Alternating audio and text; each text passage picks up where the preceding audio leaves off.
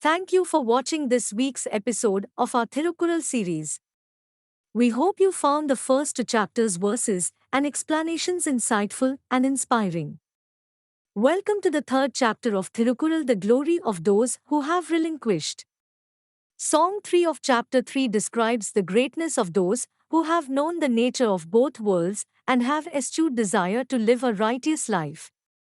The verse goes like this: the greatness of those who have known the nature of both worlds and have eschewed desire to live a righteous life is most admirable in this world.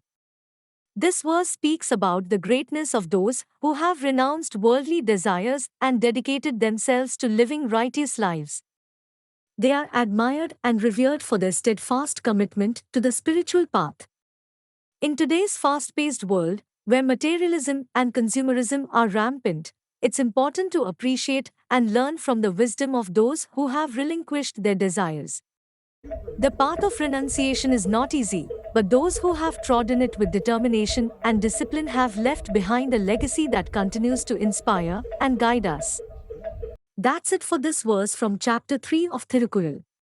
Stay tuned for more profound insights into life and spirituality.